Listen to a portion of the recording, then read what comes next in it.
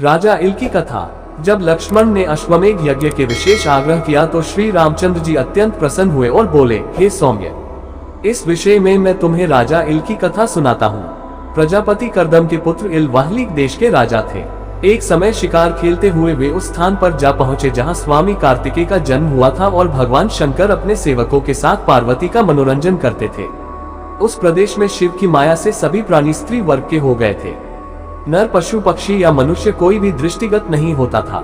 राजा इल ने भी सैनिकों सहित स्वयं को वहां स्त्री रूप में परिणित होते देखा।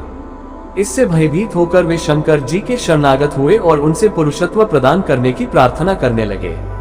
जब भगवान शंकर ने उनकी प्रार्थना स्वीकार नहीं की तो उन्होंने व्याकुल होकर गिड़गिड़ाकर उमा से प्रार्थना की। इससे प्रसन्न होकर उमा ने कहा कि मैं भगवान शंकर की केवल अर्धांगिनी हूँ, इसलिए मैं तुम्हें तुम्हारे जीवन के केवल आधे काल के लिए पुरुष बना सकती हूँ। बोलो, तुम अपनी आयु के पूर्वार्ध के लिए पुरुषत्व चाहते हो या उत्तरार्ध के लिए?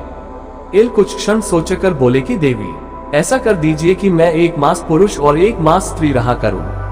पार्वती जी ने तथास्तु कहकर उनकी इच्छा पूरी कर दी। इस वरदान के फलस्वरूप इल प्रथम मास में त्रिभुवन सुंदरी नारी बन गए तथा इल से इला कहलाने लगे। इल उक्त क्षेत्र से निकलकर उस सरोवर पर पहुंचे जहां सोमपुत्र बुद्ध तपस्या कर रहे थे। इला पर दृष्टि पड़ते ही बुद्ध उस पर आसक्त हो गए एवं उसके साथ रमण करने लगे।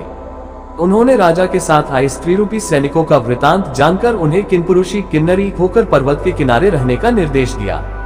उन्होंने आग्रह करके इल को 1 वर्ष के लिए वहीं रोक लिया। 1 मास पश्चात इला ने इल के रूप में पुरुषत्व प्राप्त किया। अगले मास वे फिर नारी बन गए।